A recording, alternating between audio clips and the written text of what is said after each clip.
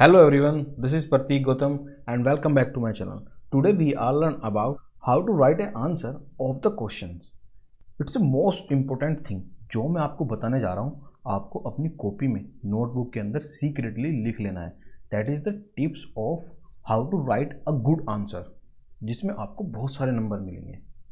तो जो मैं आपको टिप्स दे रहा हूँ वो आपको अपनी नोटबुक में लिखनी है और उसको फॉलो करना है, जो भी इंस्ट्रक्शन मैं आपको बताऊँगा. तो मैं आपसे प्रॉमिस करता हूँ कि इंग्लिश के जितने भी पेपर आप दोगे आपके नंबर 80 to 90 आएंगे.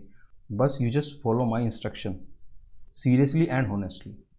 आपको ईमानदारी से जो मैं बता रहा हूँ बस उसको करते जाना है.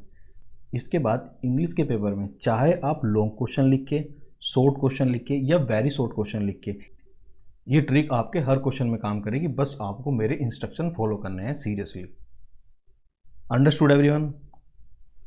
और दूसरी सबसे इम्पोर्टेंट बात, आपको चैनल को सब्सक्राइब करना है और वीडियो को लाइक करना है. आप वीडियो देखते हो, ना ही लाइक करते हो और ना ही सब्सक्राइब करते हो. जैसे कि मैं आपके लिए मेहनत कर रहा हूँ, वीडियो बना रहा हूँ, ऐसे ही थोड़ी सी मेहनत आपको मेरे लिए करनी है. चैनल को सब्सक्राइब करना है, वीडियो को लाइक करना है और शेयर करना है. Okay everyone? और आप सबको वीडियो को लास्ट तक देखना है. लास्ट में मैं आपको आपके पेपर के लिए एक टॉप सीक्रेट चीज़ बताऊँगा जिससे आपके नंबर एकदम इंक्रीज़ हो जाएंगे. तो चलिए फ्रेंड्स, आज का लेक्चर शुरू करते हैं. देखिए क्वेश्चन दिया हमें, व्हाट डिड मार्गी राइट इन हर डायरी. अब देखिए क्वेश्चन जो है पूछा है कि मार्गी ने अपनी डायरी में क्या लिखा. अब देखिए नॉर्मली अगर मैं क्वेश्चन पूछ रहा हूँ कि आप कहाँ जा रहे हो, तो आप क्या बोलोगे? मैं वहाँ जा रहा हूँ. इसका सिंपल सा मतलब ये है कि जिस भी टेंस में क्वेश्चन पूछा गया है उसी टेंस में आंसर दिया जाएगा. सिंपल. अगर मेरे से क्वेश्चन पूछा जा रहा है कि आप क्या कर रहे हो, तो मैं आंसर क्या दूंगा? मैं पढ़ रहा हूँ, मैं खाना खा रहा हूँ. ऐसा तो नहीं बोलूँगा ना, मैं पढ़ रहा था, मैं पढ़ूँगा, मैं जाऊँगा. ये तो नहीं बोलेंगे ना. अगर आपसे कोई क्वेश्चन पूछ रहा है जिस भी टेंस में, आपसे पूछा कल आप घर जाओगे, तो मैं बोलूँगा यस, मैं कल घर जाऊँगा. अगर आपसे फ्यूचर में क्वेश्चन पूछा जा रहा है तो you must give the answer in future tense. अगर आपसे पास्ट टेंस में पूछा जा रहा है question, so you must give the answer in past tense. That is the most important thing. You just write down in your notebook. अगर कोई मेरे से पूछ रहा है आपने कल क्या खाया था, तो मैं ये आंसर नहीं दे सकता कि कल को मैं दाल चावल खाऊंगा. ऐसा नहीं बोल सकता. मैं ये बोलूँगा कि कल मैंने दाल चावल खाए थे. तो अगर वो पास्ट में पूछ रहा है तो I must give the answer in past tense. अब क्वेश्चन में टेंस कैसे पहचाना जाएगा, उसके लिए मैं आपको एक छोटी सी ट्रिक बताता हूँ. देखिए हम इसको हटा देते हैं पहले. चलो भाई छोटे हो जाओ, नीचे आ जाओ और छोटे हो जाओ.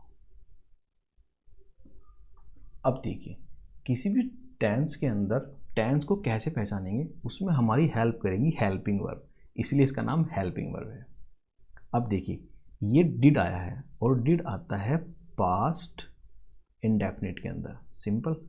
पास्ट इंडेफिनिट के अंदर इंटेरोगेटिव के अंदर जब हम क्वेश्चन पूछते हैं तो सबसे पहले हम डब्ल्यू वाला वर्ड लगाते हैं, उसके बाद हेल्पिंग वर्ब आएगा, उसके बाद सब्जेक्ट आएगा. सिंपल. तब हम कोई क्वेश्चन पूछेंगे, वर्ब आएगी और ऑब्जेक्ट आएगा. इस तरह से हम कोई भी क्वेश्चन पुटअप करते हैं. सेकंड थिंग, जब हम इसका आंसर देंगे हम पास्ट इंडेफिनिट के सिंपल में. और इसका सिंपल का जो रूल है वो है सबसे पहले सब्जेक्ट आएगा, फिर V2 आएगी, उसके बाद ऑब्जेक्ट आएगा.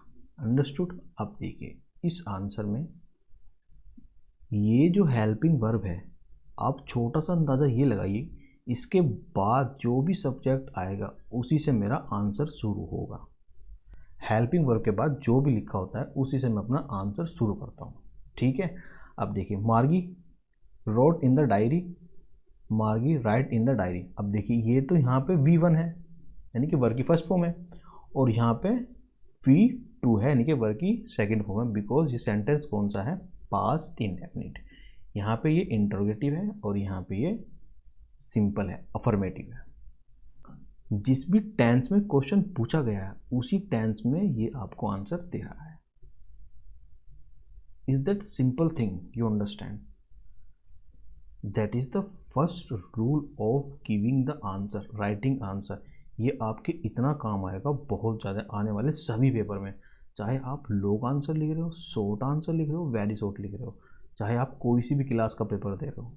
एक चीज़ और ध्यान रखिए, अगर चीज़ें एक बार समझ में नहीं आ रही है तो ज़्यादा डरने की या वैरिड होने की ज़रूरत नहीं है। देखिए ये वीडियो आपके पास है और मोबाइल आपका है, अपना है, नेट अपना है, ठीक है ना। तो वीडियो को दोबारा देखिए, तिबारा देखिए, 4 बार देखिए, तब तक देखिए तब तक आपकी चीज़ें समझ में नहीं आती। सिंपल। और अपनी नोटबुक में नोट करके आराम से एक एक वर्ड लिखिए। एक बार समझ में नहीं आएगा, 2 बार नहीं आएगा, लेकिन तीसरी बार जरूर आ जाएगा। बस आप ये ध्यान रखिए, आप कोई भी पेपर दोगे उसके अंदर जब आप आंसर राइटिंग करोगे तो that is the most important rule for you. चलिए अब रूल नंबर 2 देखते हैं।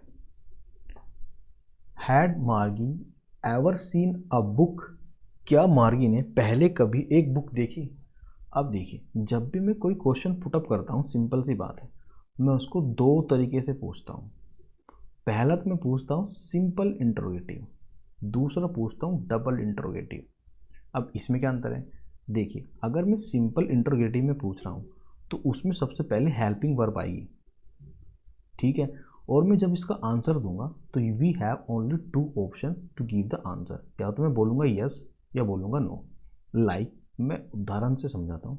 आपसे कोई पूछता है आपने डिनर किया, तो आप क्या बोलोगे? यस मैंने किया, ये बोलोगे नहीं मैंने नहीं किया। इसके अलावा तो कुछ नहीं बोल सकते हैं ना, सिंपल।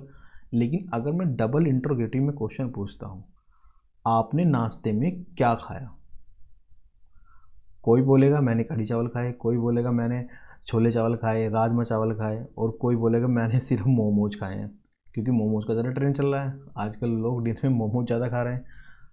कहने का मतलब ये है कि अगर आप 10 लोगों से क्वेश्चन पूछते हो तो they have 10 option to give the answer, उनके पास 10 ही ऑप्शन है आंसर देने के लिए। डबल इंटरोगेटिव तब आता है जब कोई भी क्वेश्चन किसी भी डब्लू वाले इंटरोगेटिव वाले वाक्य से शुरू होता है। अगर हेल्पिंग वाले शुरू हो रहा है तो वो सिंगल है, अगर डब्लू वाले से हो रहा है तो वो डबल है। ओके, इतना समझ में आया ना। अब देखिए जो क्वेश्चन शुरू हो रहा है वो हैड से हो रहा है, और हैड क्या है? एक हेल्पिंग वर्ब है। हैड मार्गी एवर सीन अ बुक, क्या कभी मार्गी ने एक बुक देखी? तो मैं इसका सिंपली आंसर लिख सकता हूँ। देखिए इसको थोड़ा सा कम कर देते हैं, हल्का सा ज़्यादा हो गया।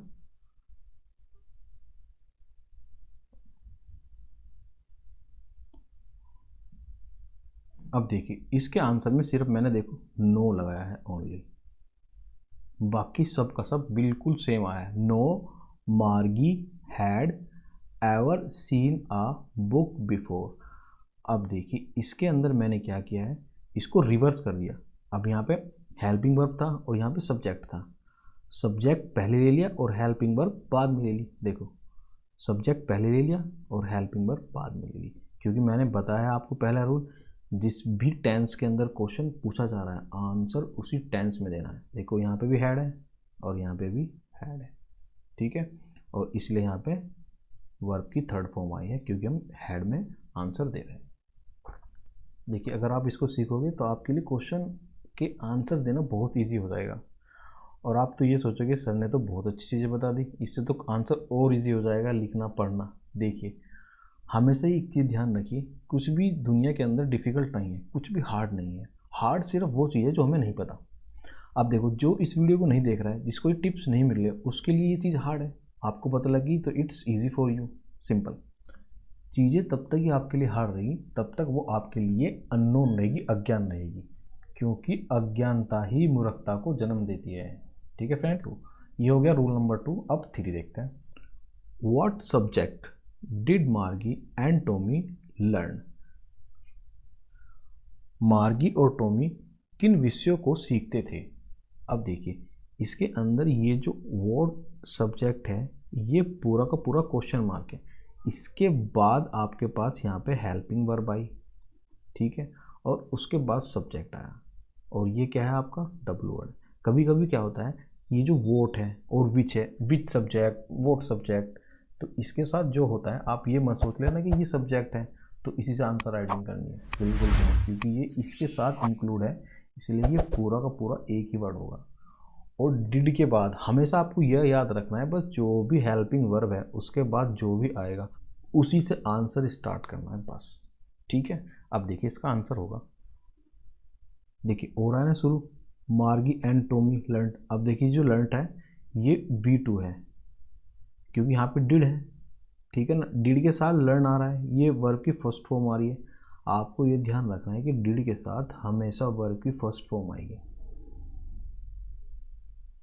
ये हेल्पिंग वर्ब है, मार्गी एंड टॉमी लर्न, मार्गी और टॉमी लर्न। ठीक है, देखो V2 आ रही है, आपको आंसर राइटिंग वहीं से शुरू करनी है जहाँ पे एंड हो रहा है किसी भी हेल्पिंग वर्ब का, उसके बाद जो भी आ रहा है वहीं से आंसर राइटिंग स्टार्ट करनी है। ठीक है, ये 3 टिप्स हो गई आपके लिए। अगर आपको ये फॉलो करते हो, एटलीस्ट इतनी भी कर लेते हो, तो ये भी बहुत है आपके पेपर के लिए, आपकी आंसर राइटिंग के लिए। और अब आपको जो मैंने प्रॉमिस किया था वीडियो के शुरू में, एक टिप्स बताऊंगा फॉर योर पेपर, और उससे पहले आपको वीडियो को लाइक कर देना है जिसने अब तक लाइक नहीं किया, और सब्सक्राइब कर देना अगर सब्सक्राइब नहीं किया है तो, और अपने सभी दोस्तों के साथ शेयर कर दीजिए, क्योंकि हमें हमेशा अपने दोस्तों के साथ अच्छी चीज़ें शेयर करनी चाहिए, अच्छी वीडियोस शेयर करनी चाहिए। ओके, तभी आप एक गुड स्टूडेंट, एक मैनर्स स्टूडेंट बनोगे, because you have the quality of a good student when you share a good thing to your friends. Okay everyone, अब मैं आपको एक टिप्स बताता हूँ फॉर योर पेपर। आपको क्या करना है, सबसे पहले जब आपके पास पेपर आए, पेपर को पूरा पढ़िए और उसके अंदर ग्रेडिंग करिए। ग्रेडिंग का मतलब ये है कि जो आपसे बहुत अच्छी तरीके से आता है उस पर आप A ग्रेड कर दीजिए, जो उससे थोड़ा कम आता है उसको B कर दीजिए, और जो उससे भी कम आता है उसको C तक रखिए, D तक मत जाइए, उसके बाद उसको एक्स्ट्रा में छोड़ दीजिए जो उसके बाद भी बच गया है।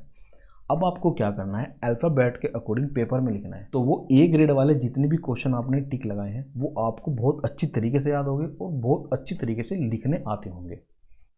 तो आपको सिर्फ वही क्वेश्चन पेपर में स्टार्टिंग में करना है जो आपसे बहुत अच्छी तरीके से आता है, जिसमें आपको एक भी मिस्टेक नहीं करनी है, एक सिंगल स्पेलिंग मिस्टेक। पूरे शुरू के 3 या 4 जो पेज होंगे उनमें एक भी गलती नहीं करनी है, सिंगल, कुछ भी काटा नहीं करना है आपको, चाहे थोड़ा टाइम लग जाए लिखने में, it's okay, you take your time, but आपको एक भी मिस्टेक नहीं करनी है, बिल्कुल साफ साफ सुंदर सुंदर लिखना है एकदम। ग्रेडिंग इसलिए बता रहा हूँ आपको ताकि जो चीज़ें आपको बहुत अच्छी तरीके से लर्न है, अगर पेपर के स्टार्टिंग में जब कोई भी चेक करेगा उसको, अगर वो बहुत अच्छा होगा तो वो जस्ट थिंक अबाउट इट कि बच्चे को कुछ आता है एंड लास्ट तक आपने बहुत अच्छा किया होगा। और आप इस तरह से पेपर कीजिए, उसके बाद जो A वाले ग्रेड वाले ख़त्म हो जाए सब क्वेश्चन, तो उसके बाद B वाले लगाइए, उसके बाद C वाले लगाइए। आपकी जो कॉपी होती है वो जस्ट लाइक योर फेस, आपके बिल्कुल चेहरे की तरह होती है। जैसी आप कॉपी अच्छी तरीके से लिखोगे, अच्छी तरीके से बनाओगे, उतने अच्छे नंबर आपको मिलेंगे। आपको ये नोट करके लिख लेना है, सबसे पहले पेपर पढ़ना है, आपको पता होना चाहिए कि आपके पास क्या आता है और क्या नहीं आता है, कौन सा बहुत अच्छी तरीके से आता है और कौन सा आपको बिल्कुल भी नहीं आता है, ये भी आपको पता होना चाहिए। और सबसे इम्पोर्टेंट बात आपको ये चीज़ करनी है कि जो भी आपके क्वेश्चन और आंसर्स याद हैं उनको एक बार पेपर से पहले एटलीस्ट एक बार जरूर लिख के देखें, ताकि जो भी गलती होनी है आपके घर ही हो जाए, स्पेलिंग मिस्टेक हो या फिर डिसऑर्डर हो जाए, ऊपर वाला नीचे आ जाए, वो सब आपके घर हो जाएगा, पेपर में नहीं होगा। तो जो भी गलती होनी है वो घर हो जाए, पेपर में नहीं होनी चाहिए। और देखो लास्ट टिप मेरी तरफ से ये है, थोड़ी सी हाइपर है बट यू अंडरस्टैंड जो मैं कह रहा हूँ बस उसको फॉलो करना। सोचिए कि आपका जो पेपर है वो 9 से 12 का टाइमिंग में है और उसमें 2 दिन रह रहे हैं अभी, ठीक है, तो आपको क्या करना है, उससे एक दिन पहले वो जो 9 और 12 का टाइम है उसी बीच क्वेश्चन लिख के देखने हैं बस। ये बहुत साइंटिफिक रीज़न है बट आपको उसको फॉलो करना विदाउट एनी रीज़न, मैं बता रहा हूँ इस वजह से इसको फॉलो करना है। वो जो 9 से 12 का टाइम है जो आपका टाइम पीरियड है अबाउट द पेपर, उसी बीच में आपको क्वेश्चन लिख के देखने हैं। अगर पेपर 10 से 12 है या 7 से 10 है, कुछ भी टाइम हो सकता है, उसी टाइम में उससे पहले आपको वो सब क्वेश्चन जो आपके बहुत अच्छी तरीके से याद है वो लर्न करके लिख के देखना है। ओके एवरीवन, आई होप आपको ये समझ में आया होगा। अगर आपको भी नहीं समझ में आया तो आप वीडियो को 1 या 2 बार देख सकते हो, because that is your mobile and your internet, you can repeat what ever you want, आप कितनी बार भी रिपीट कर सकते हो, इट्स ओके।